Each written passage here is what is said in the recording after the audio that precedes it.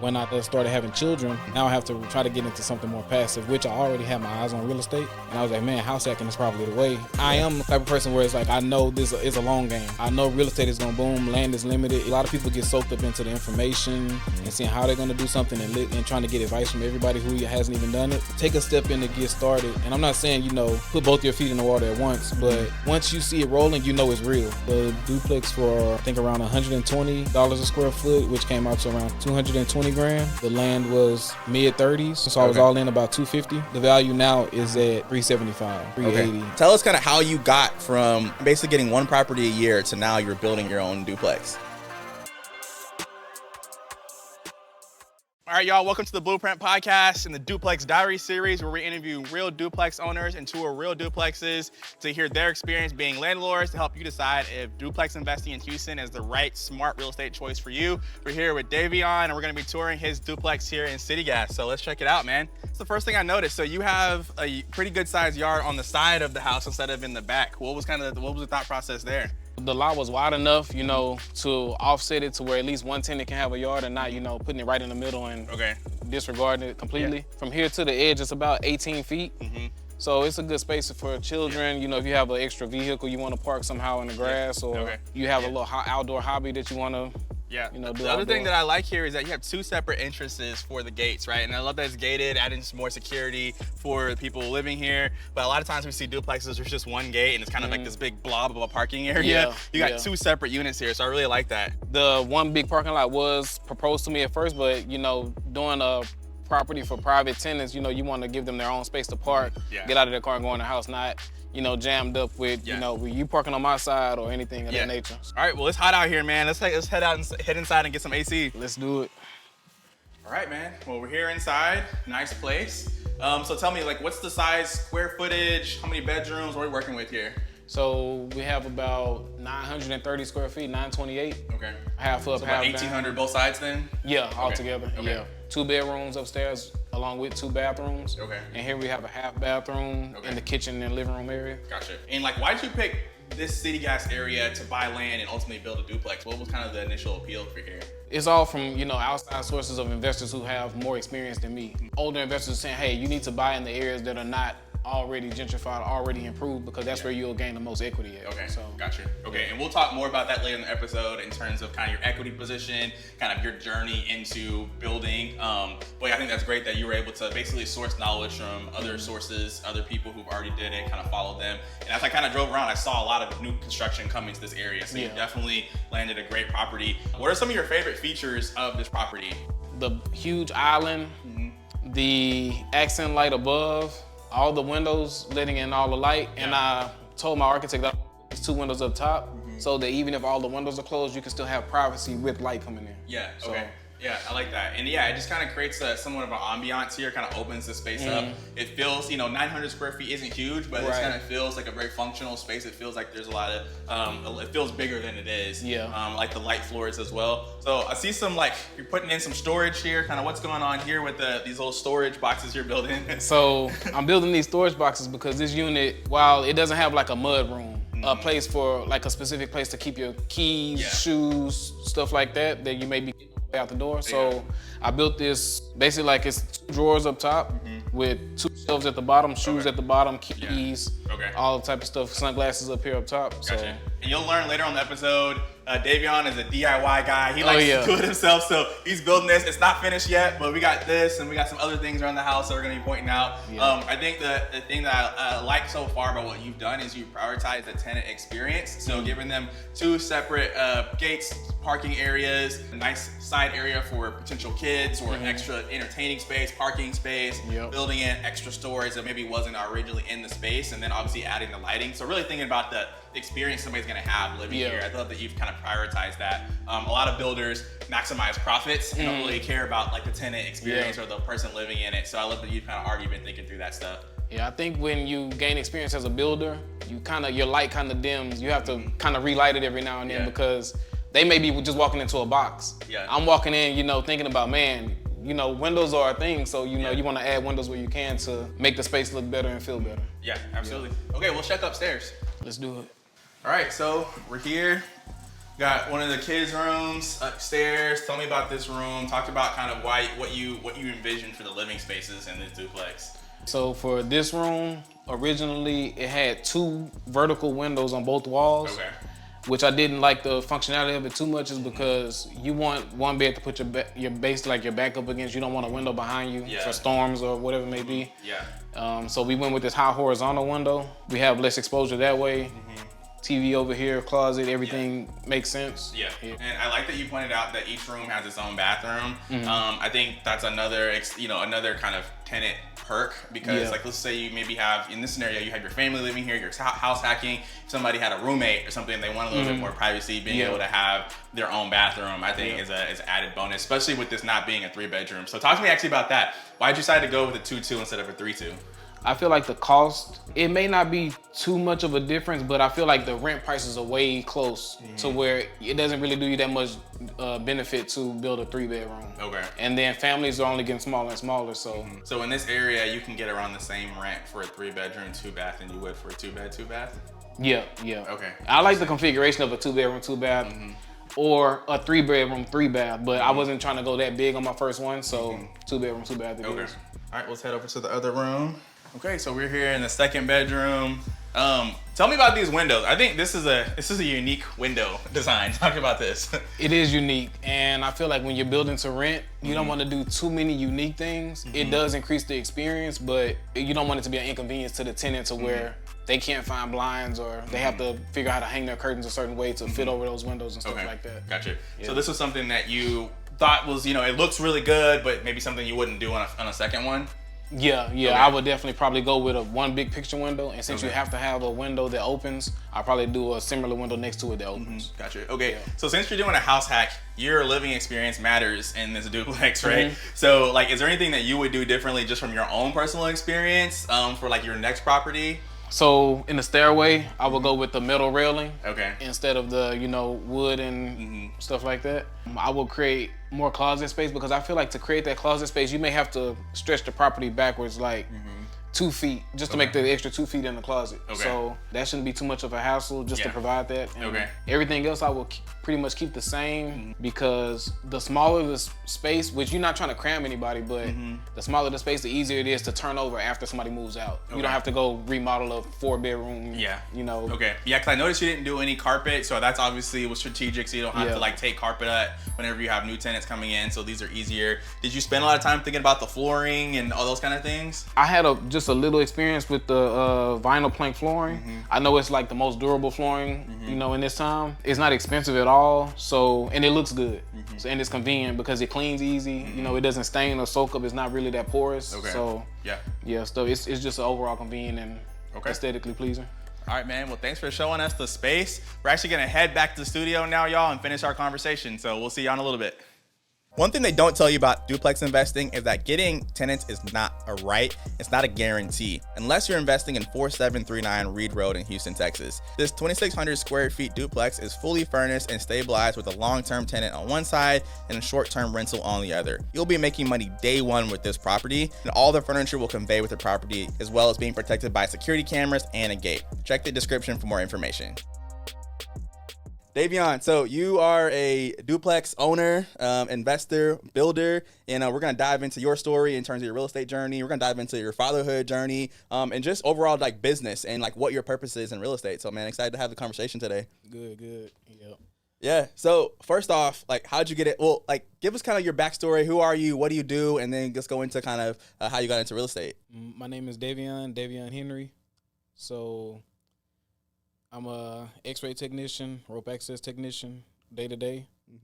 And I got started in real estate around 2017, 2018 because I always look for different ways to invest and kind of offset to have more time versus always trying to just put myself forward and spend my time making money. So prior to real estate, I was doing Turo. Okay. And that was like a lot of fast money, but it took a lot of time. It was almost like just like a second job. Yeah. So when I started having children and I transitioned out of that, it was like, okay, now I need my time. Now I have to try to get into something more passive, which I already had my eyes on real estate. Yeah. So I used to watch this guy named Jay Morrison and he would always talk about duplex. He came home from prison, bought a duplex, and just figured it out from there. And I was like, man, house hacking is probably the way. And if it's not, then I'll go on from there. So I hit up my realtor, and I was telling her, hey, I want to buy a duplex, and she would try to guide me towards this and guide me towards that, and I was like, no, I want this one. Yeah. And then so we went over, we looked at it, and it was almost like, I care about the condition of the property, I care about the tenants, but I need to pull the trigger on this to get this experience quick. So I pulled the trigger. Look, I feel like it was a bit of luck. Can't fully remember exactly, but I feel like I pulled the trigger on that duplex. It already had 2 tenants. One was on housing, one was paying directly. And was this like an older duplex, newer? Like, kind of, what was like the condition? You mentioned that. Like, what was it? so the condition of the duplex it was old. I think it's built in the 80s. Okay. And like around like, what are we talking about price wise? Like, kind of where were you at? Like around like low 200s. So the 2 keys to this is price and the time. Okay. So this was in 2018, early 2018, and the price was 150, 155. Wow. And I was like, okay, let's get it. And I was a little worried because it didn't cash flow. The mortgage payment every month was $1,500. Okay. And the rent was $750 on each side.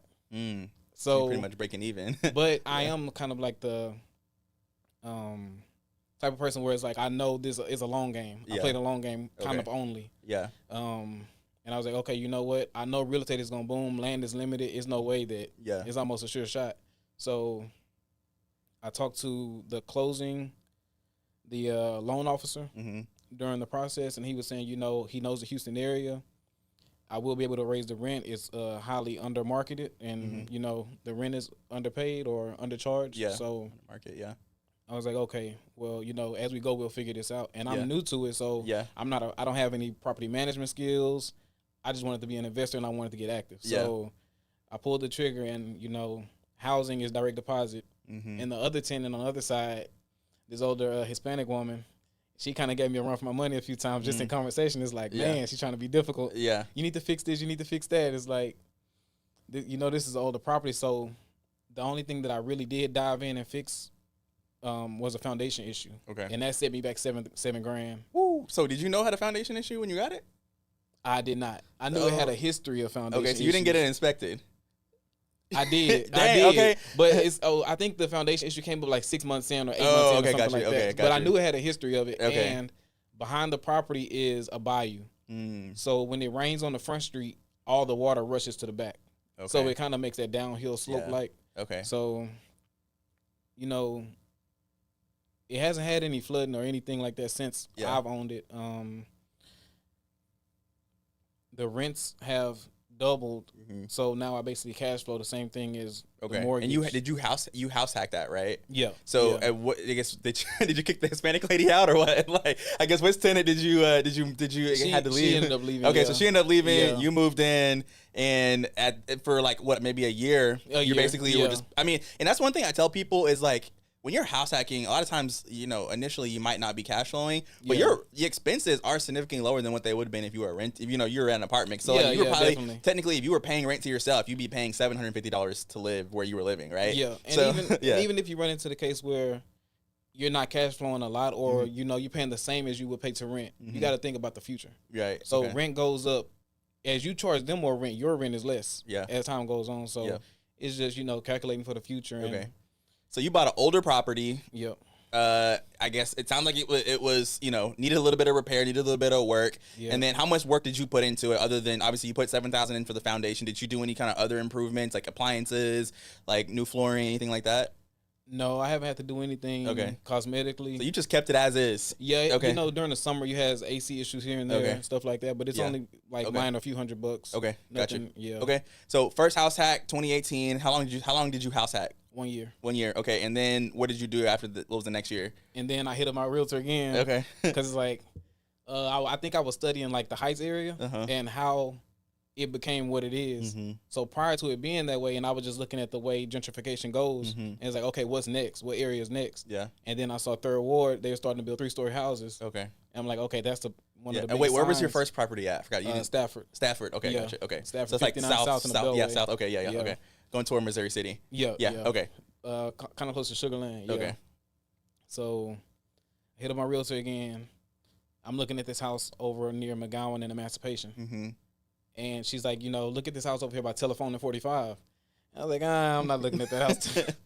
So I brought it to the house, and it was kind of the same instinct and mentality I had with the first duplex. It was like I walked in, the doors were not installed, like the floor, the vinyl floor, but the ones that are not waterproof. Yeah. So if they get wet, they swell up. Okay. It had a leak from the roof that had dripped on the floor and swelled up, and I was like, yep, let's go ahead and get this one. Yeah. And it was like, I moved in, but I think I had, I didn't have too long, maybe a week before I moved in. So I was like, well, I can at least get the bedrooms remodeled so I can move my stuff in there, and then I'll still have to do the rest of the house. Okay. So I did that. And did you do the remodel yourself, or did you hire a contractor? So for like electrical work, I hired a contractor because I don't want no issues with insurance and anything burning up and stuff like that. So the high risk stuff is like I put it off to a contractor, insured contractor. But like I started with the floors, and I didn't have no construction experience. So, but in my head, it's like I just felt like, hey, I'm finna go ahead and get this a try. Yeah. So I started with the floors. And then there's so many things I look back on. It's like, yeah, I did that wrong. I could have. That was not how that went. So you're one of those people who likes to learn the hard way. You gotta just like to get your hands dirty and just get in there and figure it out. Yeah, because I mean, I watch a ton of YouTube videos on everything I want to do before I do it. Yeah, but spending too much time trying to soak up information is like you got to put some action to it. Yeah. So that's just my way. Okay, I love that. Okay, so this next house is like, it's not a duplex, it's just a single family house. Yeah. Okay. Single family house, about 875 square feet. Interesting. Yeah. Okay, so talk me through that, right? Because you just ran the duplex play, so you know it works. Why didn't you go and do the duplex play again? Because by that time, well, it actually was only a year later, but I think it was because of the area. Okay. So I did Third Ward. I don't think they had too many duplexes for sale around that time. Yeah. They still don't. Third Ward is one of those areas where there's a lot of renovated multifamily properties over there. So there's not as many new construction duplexes per se. There's a lot of single family homes. So it's kind of a unique kind of area, kind of pocket. Yeah. And the lot that house is on is 30 across the front and 50 deep. Okay. So I would hit up the architect and ask him like, hey, if we tear this house down, what type of duplex can we build here? And it's like, it's kind of minimal. I mean, it's kind of like, it's a small lot. So it's like, it's hard to figure that. And I'm like, okay. Well, then I started doing the numbers, which I actually did from before I bought the house. When I move out of this house, what can I rent it for, and how will the market be then? And will it be profitable? Okay. And it was like, okay, well, the numbers make sense for what I'm getting it for, because the house in Third Ward, I got it for $85,000, and the mortgage was like $350. So. Okay, so we're talking about when you move out of this thing, you can rent that thing for like $900 and be cash flowing $600. Yeah. Like, guys, like, y'all don't understand, like, that's a play right there, because a good cash flowing property right now, $400 to $500 a month is like, you have a great property, right? So we're talking about you have infinite capacity to increase that, because and I guess we'll get to kind of what you did, but yeah, I mean that's incredible. So, and how much money did you put into it? Like, I mean, like at 85, I can imagine this thing needed a lot of work. So it did, but one thing I noticed, me first just kind of being new to construction and real estate, is like I used to call and get quotes from different companies. I see the trucks on the road or whatever, and they would give me a price. I'm like, man, this material must be expensive, and I learned that it's not the material that's expensive; it's the labor. Yeah. So, like you said, I learned by doing. So I jumped in and I started fixing stuff and buying all this different equipment and tools and stuff. And I'm like, I'm buying all these tools. I'm not really trying to build a career in remodeling, but I keep buying all these tools to do the work. Yeah. But it's still beating paying somebody else to do it. Wow. So I'm like, I want to utilize my time first before I utilize my money, which I'm short on. So it's like, let me utilize my time, fix most of this stuff myself. And you can almost look up anything on YouTube. So it's like, you replace a sink. I called in a countertop guy also. Yeah. That was a little bit expensive. That was like $800 or $900. Okay. I painted myself, and right before I just got out of there, I redid all of the electrical outlets and switches myself and ceiling fans. Wow. Okay. Yeah. So. Okay. So what you did is what we call forcing equity into a deal. You're forcing value into a deal, and I think that is such a unique play. And it doesn't work for everyone. Obviously, you were single at the time. You didn't have any kids. Or maybe you had, okay, yeah. So you had the opportunity to, like you said, use your time that you had, you know what I mean? And so you were buying, properties that need a little bit of work, putting that sweat equity, that time equity into it, and then increasing the value there. And I think that's something that, I think more and more people need to be open-minded to when you are in that situation, understanding that, prices have risen since then, right? So we're talking about, you were 2019, 2020. A lot happened in 2021, and a lot of prices went up, right? So that same $85,000 house or $150,000 duplex is not the same anymore. And I'm just checking Zillow and Realtor.com and looking at the equity. They tell you like your property and how much it's increased since you bought it and stuff like that. I'm like, keep on going up. Yeah, it's going to keep going up. So at this point, some folks, are going to have to also do that same thing, but be open to opportunities where, hey, like you may have to move into something and force some value into it and learn how to do your own rehabs or, save money and get a cheaper property so you can use the cash you do have to do improvement. So I think you're a perfect example of doing what it takes when and using what you have and being willing to be creative. And I think that's something that just to be a successful business owner, you have to think like that. Yeah, right? Certain traits you have to have is like, if you don't practice, putting off having a good time, then, if you want to jump into immediately having luxury and stuff like this, it's going to be short-lived for the most part. So. Yeah. And again, it's all about what lifestyle you want, right? What is the life that you want, right? If you want to have a property that, is for a lifestyle purchase, like you want to feel really like, hey, I'm in a really luxury, nice house, a nice area. That's one thing. I think that's an investment as well. It's an investment into your life and into your lifestyle, and that's what you want. But if you want to be an investor, you have to think like a business owner. And you have to be willing to make decisions that a business owner would make. And it's different than just like a person who's buying a house, right? And either is good. Like I tell people, like, you don't necessarily, everybody doesn't have to be an investor. Even if you're house hacking, you don't have to house hack to be an investor. You could literally be a house hacker and get a luxury duplex, and you just have a really nice place. Just lowered your expenses forever. Yeah, exactly. And you have somebody that's helping you pay your mortgage. Like those are things that I think it really just depends on ultimately what you want. I think people have to decide what they want before they start. So that's something I think is just really important. So fast forwarding, so that was 2019. 2025, 2024, you built your own duplex, right? So tell us kind of how you got from just kind of basically getting one property a year to now you're building your own duplex. So after 2019, after I purchased that house, we lived in it for 4 or 5 years, and over that time, I had 2 children. So, but also over that time, I bought 2 or 3 more lots. Okay. So I wasn't buying anything pre-existing because the prices were expensive. Yeah. So it's like, okay, after COVID, prices are inflated. Crazy. Yeah. So now it's like, okay, what's the new play? Buy the land, sit on it a little bit. It wasn't my full intention to sit on it a little bit, but I wasn't fully knowledgeable about construction yet. Okay. I've started following builders, lenders and stuff like the hard money lenders. I didn't know about that at first. Yeah. So after it takes a team. So you already had a realtor, already had land, but then you have to find an architect, engineer. Yeah. You have to get knowledgeable with the city of Houston and how permits work and stuff like that, and what you can build, what you can't build. Yeah. So.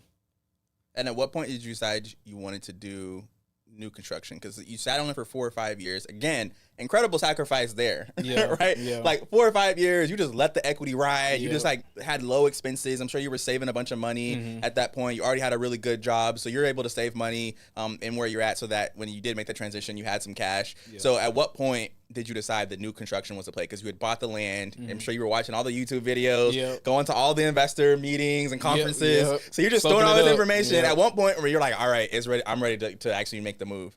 So somewhere in there, I learned that, about the forced equity, not in the sense of, a pre-existing house, but building ground up and creating a load of equity. So I'm like, okay, if you want to start off somewhere and the market's already inflated, the best thing you can do is build ground up.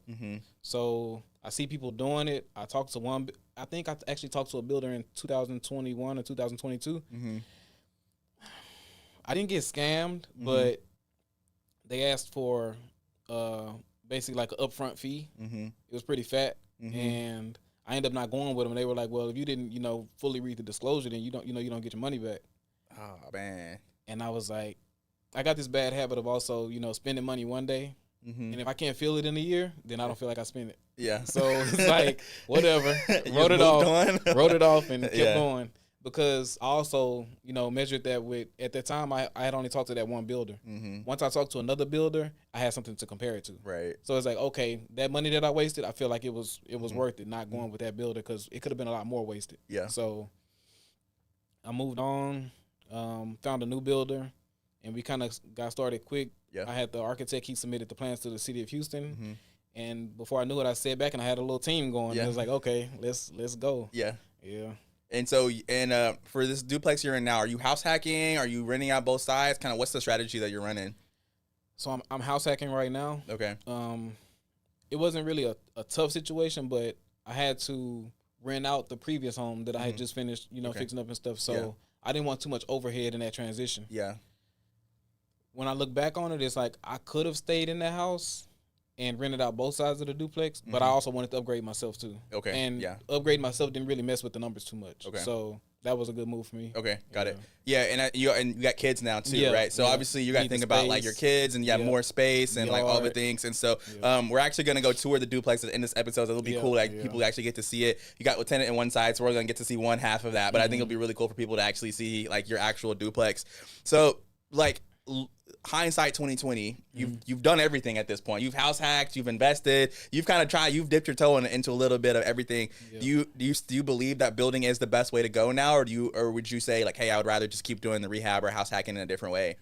I would probably never do the rehab again. Okay. Because like we were saying, I have children now, and about the same amount of time I would put into trying to fix up a property, I have to put that somewhere else now. Yeah. So you want to be able to delegate tasks and not try to do everything yourself also. Yeah. So, and things, the quality is higher when you do it that way, and you just get a better product. Yeah. So, okay. Yeah. So how did you find and I think that's so cool, because I mean, again, the thread here is that you're pivoting and making decisions based on your time allocation, based on like your lifestyle allocation. So I love that, like the way you're moving is like, you're not just following a script, right? Like you're moving based on like, what's the market telling me? Exactly. Okay, now I have kids, I don't have as much time, I need to delegate, or like, you know what I mean? So now I have money, but I don't have time. So what can I use my money to do? So I love that you're pivoting there and you're being flexible.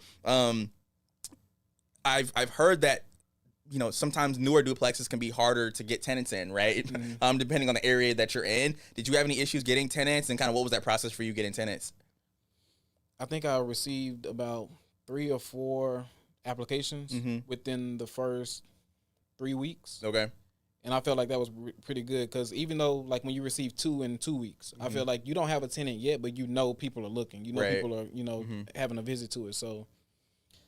And did you put it on online? Like, did you use like a realtor to like find? Or I have a property manager. Property manager. Okay, got it. Okay. So it made me a little nervous, the area that it's in, because I'm looking at the market in the area, and I'm like, well, there's a 3-bedroom on the next street. It's a 3-story. Okay. And it's $1,600.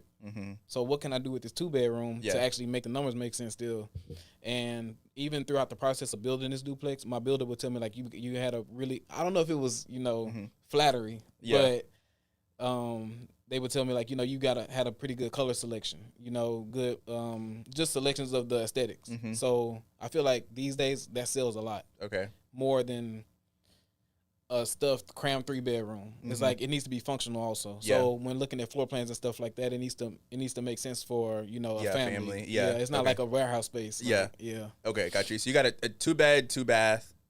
Yeah, 2-bed, 2.5 bath. 2.5 bath. Yeah. Duplex, and you're in the east side, so kind of the city gas area, right? Yeah, exactly. Okay, so that's another, I guess, hot area for duplex investing right now. I think builders are able to get cheaper land there. There's also a lot of economic development happening there. You have the LBJ hospital that's getting the big investment. The city of Houston's putting infrastructure projects going there. So I think that's like we can all see kind of where it's going. I think the interesting thing about it though is that when you look at building a brand new house or brand new duplex, you would expect to be able to get top of the market rents for them, right? Yeah. In certain areas, and based on who your tenants are, that's not necessarily always true, right? So like you said, that combination between, hey, I have a new 3-bed, 2-bath, and I have a new 2.5, 2-bath, is the price, how much different is the price, right? And so I think that's a unique thing to think about, in terms of like where you're investing at, who your tenant's going to be at, where are those tenants working at, where are they commuting to, like, you know what I mean? All those things kind of help you understand like what's the best place to invest. So I mean, what have you learned from that experience in terms of picking tenants and kind of knowing? Obviously, you said having a functional space. Is there anything else that you've learned in this process that's kind of, do you think you'll use for your next one? For the surrounding area of where you're going to build a duplex, you don't want neighbors that are too bad, people that are too messy, you know, the street to be too crammed, stuff like that. Just make it kind of comfortable. Yeah. And another thing I learned from another investor is when you build a property that's not in the best neighborhood, you need an iron fence. Like they still need to feel safe at home. You can't have the yard just open to the street to where anybody can walk up, dogs, cats, animals and stuff coming in. So I feel like it's not in the best area of the city, but you make it feel like it is. And you provide the safety and comfort that's needed. So that's a big factor. Got it. Gotcha. Okay. And like, what are some of the things that maybe now that you've done this, like maybe some things, things that maybe you didn't know, right? Maybe are there any like false expectations that you had or something that you learned that maybe looked different online in terms of being a builder and house hacking? Like those are things that you thought you're gonna experience that you didn't?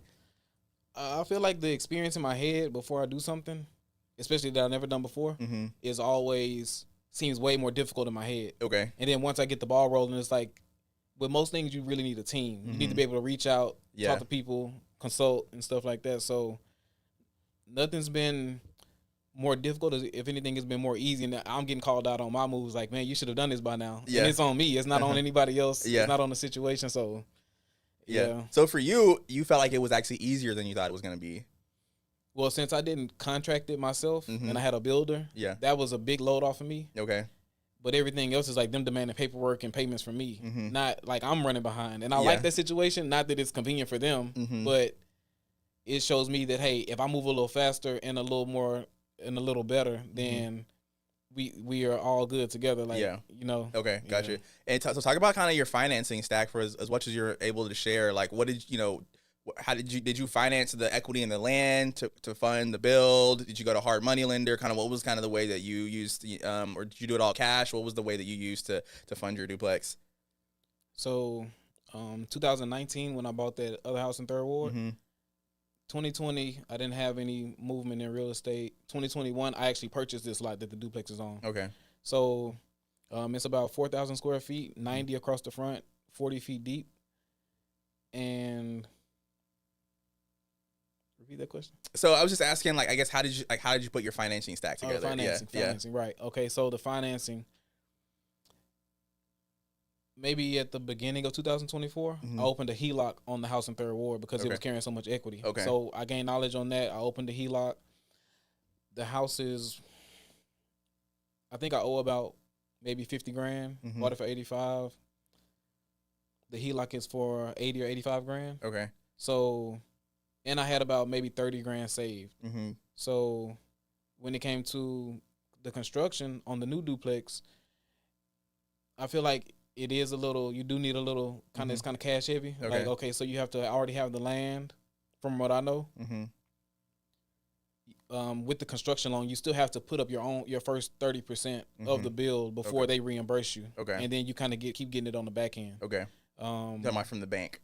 Yeah, from the hard money lender. So you use a hard money lender. Yeah, hard money. Okay, gotcha. So you put 30%. You already had your land. You got a HELOC. You put 30% in, and then from there, the lender basically was giving you the draws to continue to pay your construction crew. Yeah. Okay, and then did you, I guess, do a refinance at the end of it to go into a long-term loan? So I'm in the middle of that right now. Okay.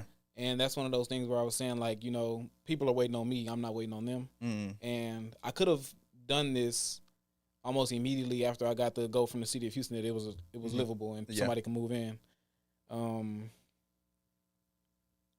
But, you know, that's something for next time. When you get the ball rolling, it's like you're already kind of used to the process. So, and right now, I think I built the duplex for, I think, around $120 a square foot, which came out to around $220 grand. Okay.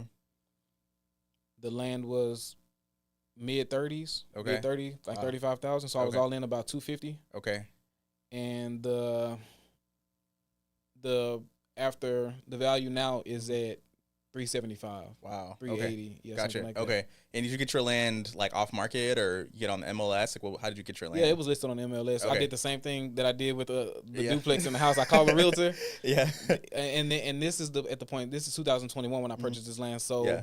The market is already inflated. Yeah. At this point, I'm scrambling for land. It's like, hey, I need to buy some more land because it's only going up from here. Yeah, because I mean, I feel like your same lot now is upwards of 80,000 probably. Yeah, exactly. Yeah, you're in 80, 90,000. I look up those exact same square footage. Yeah. 80, 75, 85, something like Man, that. yeah. So I mean, I can definitely see why right now. I mean, if you can find something off market, that's definitely the play. Yeah. Or you're buying land knowing that like the market's just going to continue to increase over the future. So when we talked before the episode, you gave me an example that I really liked, so I want to go into it. And so you kind of talked about like I was asking about your philosophy of like how you do business, like why you do real estate, what your philosophy behind it is, and you gave a great example about a restaurant and how you when you go to a restaurant sometimes like how it feels is important. So kind of talk definitely. about like that and like how that guides your process of being a landlord and running real estate like a business. It's exactly a business. Like, you have to care about your customer. Yeah. Your customers keep your business running even though you're providing the product to them. Yeah. You just have to have that. It's like, I guess, like a leadership role. You're leading them into keeping them in a good space. Hey, let me know if you have any issues, this and that. You make sure the space is good for them.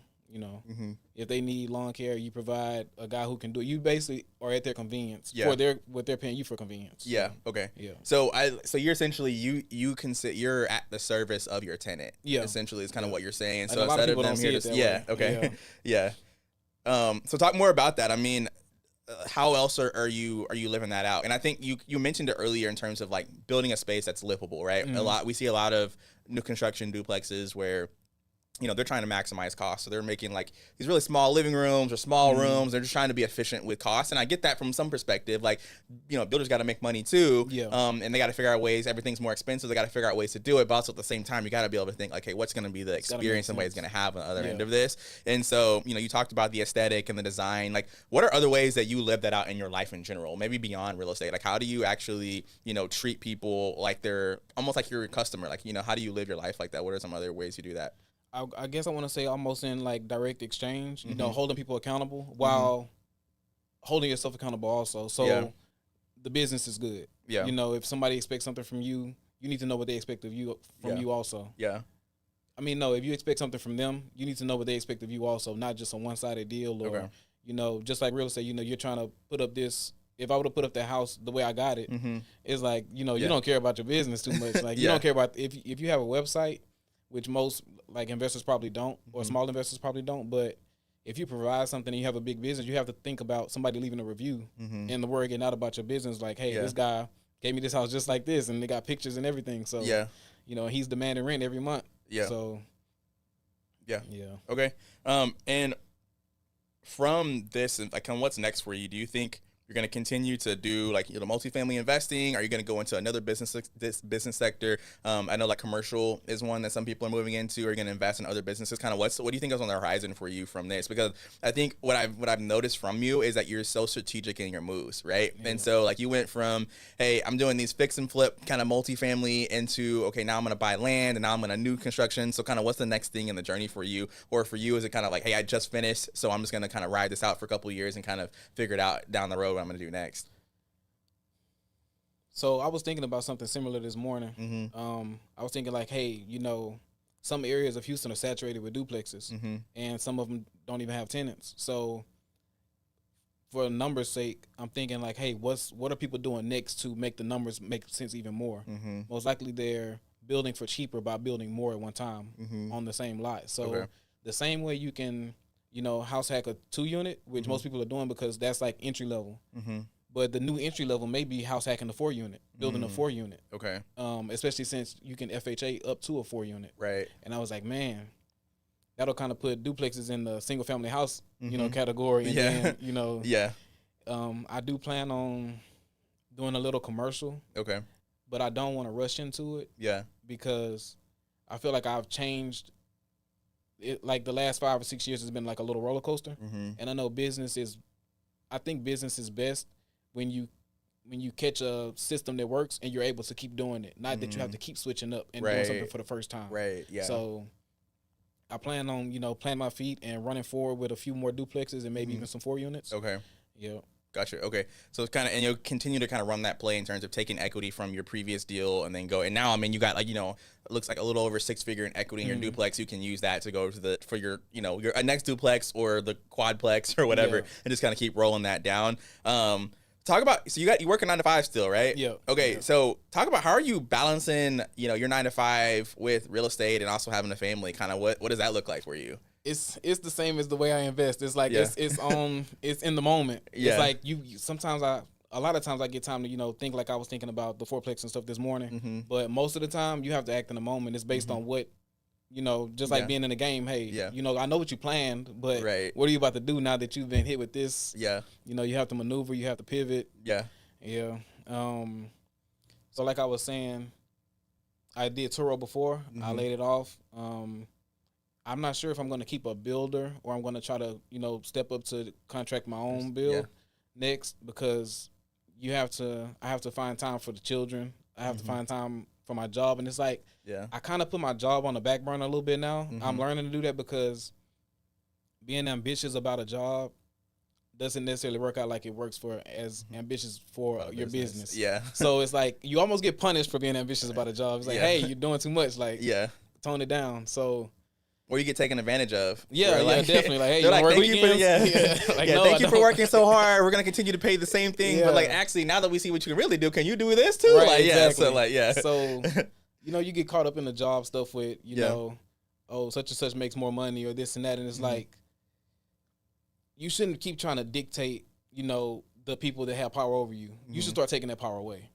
So instead of keep diving into that, I'm kind of at the close to the ceiling of my career as far as pay. I would have to kind of pivot into something similar to like engineering, which I don't have that much interest in doing. Okay.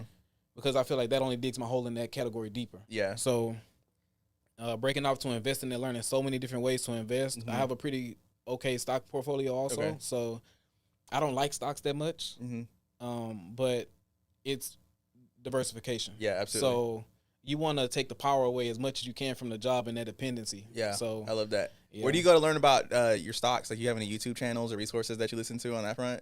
When I first started stocks and stock options, maybe 2020, right around COVID. I think around that time it came kind of heightenedly popular also. Yeah. So I did a lot of YouTube videos, Instagram, but it's like a dream they're selling you, because everybody that creates content, some people are genuinely trying to teach and they're just putting it out for the people, but I feel like most people are trying to get customers. Yeah. So, and you can't really tell who's who. So just like reading a book, it's like, hey, you get that information, but the book is not the videos. The book is the charts. And doing your own studies and looking into the stocks and the companies and stuff. So when you go that route, you're able to see stuff for yourself, and it's not swindled by what people are telling you. Okay, gotcha. Yeah, gotcha. So you said you're doing stock options, or you're doing like mutual funds, or kind of what's your strategy? I was doing stock options. Okay, gotcha. But it's a little dramatic. Yeah. So we talk about time. That's when you gotta be you gotta be on it. Like, yeah. So, I kind of got out of the stock options. I plan on getting back soon. Okay. But it's one of those things where you have to control yourself. You have to control your emotions. You have to, once you set a plan, it's not like you move in the moment. It's not like that. It's like, hey, you set a plan, let's see if it's going to play out. It's not like, oh, keep moving every time. Yeah. That's how you keep losing. Yeah. So no matter what I lost in the stock options, it's like, okay, it's time to build a portfolio instead of, keep moving. Yeah, because it's like fast money. Similar, like you were doing Turo, fast money, stock options, fast money. Yeah. I think you're recognizing, like, you want to move into something to be diversified in something that has more long-term upside. And it's not that I'm not into the fast money. It's just that I don't like to rely on it. So, I feel like you set your foundation with your slow money and you keep, building it.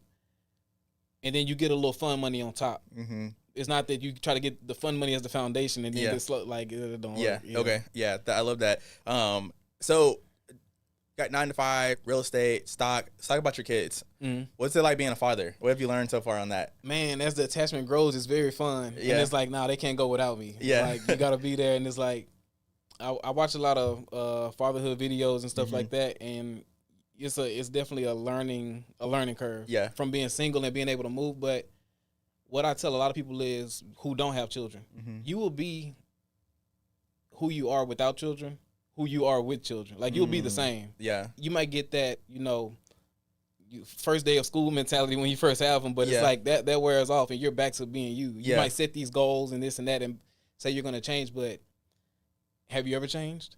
You have to think about like how the root of you, like, your patterns are going to set back in. Yeah. Your children, they're going to get on your nerves. They're going to do this. They're going to do that. And it's like, you're going to be yourself. So be the best part of yourself. Them, so and what did you do to become the best part of yourself? Like, I mean, did you learn that through business? I mean, I've recognized that in myself. Being a business owner has been some of the best personal development I could have ever had. It's the pressure. It's the pressure. Yeah. Like, you either grow or you're gonna die, right? And so for me, I've recognized that I've grown so much as a person because of the things that I've had to go through being a business owner. And then also being in a relationship, being married, that also has pushed me. So I think those moments and all those things that create that pressure, if you respond to it and embrace that pressure, it's going to help you be better, right? So what were some of the things you did to kind of do that? I feel like I naturally embraced the pressure because the pressure is progress. Yeah. So if you want, good times in the future, you need to embrace the pressure today. Yeah.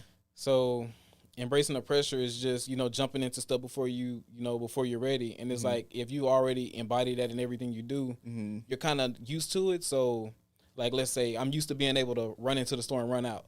Like, I can kind of still do the same thing with my children. Like I was saying, you don't really change too much.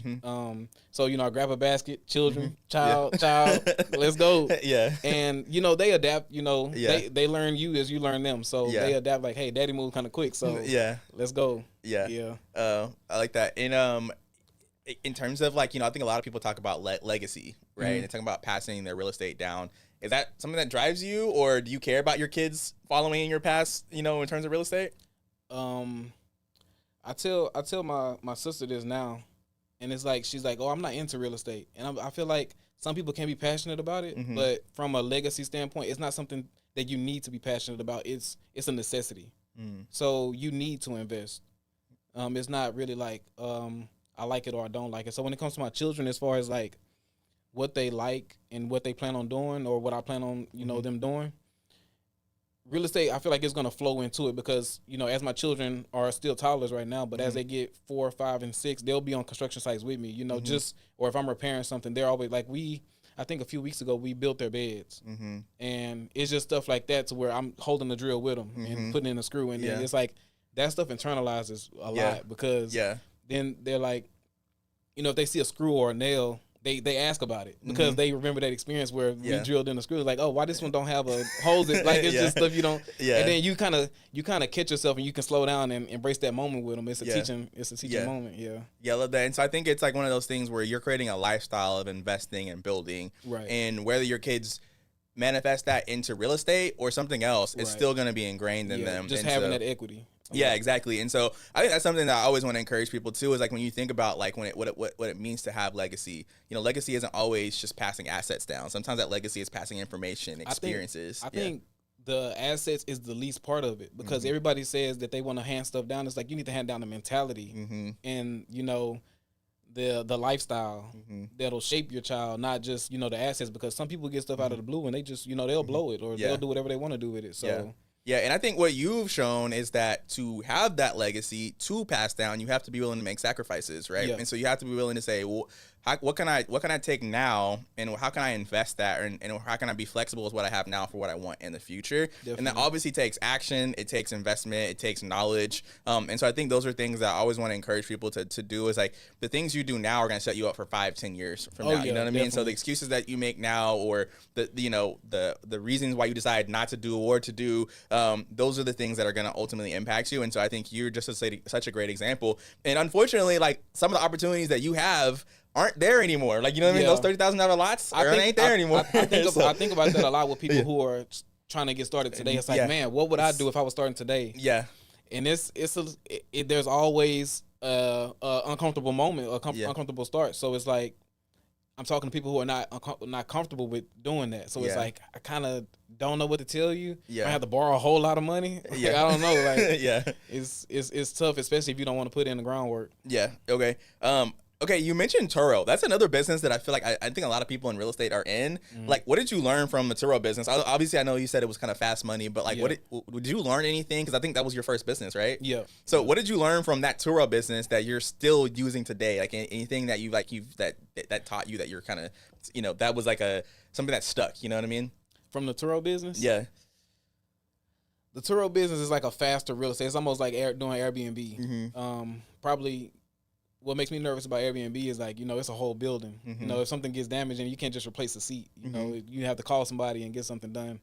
But something I take forward from doing Turo. Or anything you've learned just over like any general business knowledge that you've learned, right? In terms of like from any of your businesses, like what are things that like you've learned that either mistakes you've made or things that you've learned that you think will be valuable to somebody listening who wants to go into real estate or wants to go into some kind of business, wants to be an entrepreneur? Like what is something that you learned that would be valuable to them? Don't be in a rush, but make it a priority to take action. Because a lot of people get soaked up into the information and seeing how they're going to do something and trying to get advice from everybody who hasn't even done it. It's like, take a step in to get started. And I'm not saying, put both your feet in the water at once, but, like with Turo, once I heard about it and I got on Turo, I was looking up cars, I'm looking at the daily rates, I'm automatically doing the numbers in my head. It's like, let's go get a car. Or let's put my car, let's do something, but we need to get something rolling with this. So once you see it rolling, it's real. But until you take action, you could be studying something for years and take no action. It's not even what you thought it was. So, take 10%. Get in 10%, and then, once it rolls, hop in 100. Okay. Do what you got to do. Yeah. Man, that's awesome. Well, bro, thanks so much for coming on today. Something I almost forgot to mention is that we talked about fatherhood and you kind of introducing your kids to real estate and some of the moments you've learned there. So as a part of being a guest on this show, we give back to nonprofits. And so Deveon has selected Cool Dad, which is actually a nonprofit here in Houston that supports fathers and creates community and resources for fathers to help them be better for their families. But also dads are people too. Dads need the time to just kick it and hang out with other men and talk through the issues and challenges and opportunities and fun that you have being a father, being the leader of your family. And so we're going to have information in the description about Cool Dad here in Houston. You can check that out. And now we're going to head over and check out the duplexes. So follow along. Let's do it. All right.